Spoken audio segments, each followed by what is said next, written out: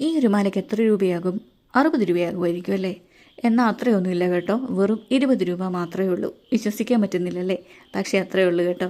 ഈ ഒരു white stone വെച്ച മാല കണ്ടോ? ഇതിനും വെറും 20 രൂപ മാത്രമേ ഉള്ളൂ. ആ സ്റ്റോണൊക്കെ എന്ത് ഷൈനിങ് അല്ലേ? ഇനിയാണ് ഹൈലൈറ്റ്. ഈ ഒരു ബ്ലൂ സ്റ്റോൺ വെച്ച മാല കണ്ടോ? ഇതിനും വെറും 20 രൂപ മാത്രമേ ഉള്ളൂ.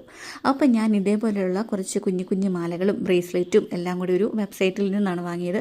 ഇതാണ് അവരുടെ പാക്കിങ്. ഒരു 2 വീക്സ് വെയിറ്റ് ചെയ്യേണ്ടി വന്നു, എന്നാലും വെറുതെ വെയിറ്റിംഗ് ആയിരുന്നു. അപ്പോൾ ഞാൻ 20 രൂപയുടെ മാലയൊക്കെ ഓർഡർ ചെയ്തപ്പം സംഭവം കൈ കിട്ടുമ്പം എങ്ങനെയായിരിക്കും എന്നെനിക്കൊരു പേടിയുണ്ടായിരുന്നു.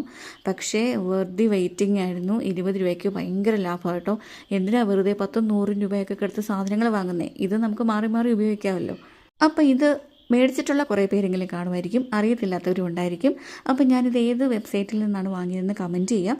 അപ്പോൾ നിങ്ങളും തിരിച്ചെനിക്ക് സപ്പോർട്ട് ചെയ്യണം, എൻ്റെ ചാനൽ സബ്സ്ക്രൈബ് ചെയ്യണം, കമൻറ്റ് ചെയ്യണം. അപ്പോൾ കുറച്ച് പേരെങ്കിലും ഒരു കമൻറ്റ് ഇട്ടാലേ ഞാനിത് ഏത് വെബ്സൈറ്റിൽ നിന്നാണ് വാങ്ങിയതെന്ന് പറയത്തുള്ളൂ കേട്ടോ.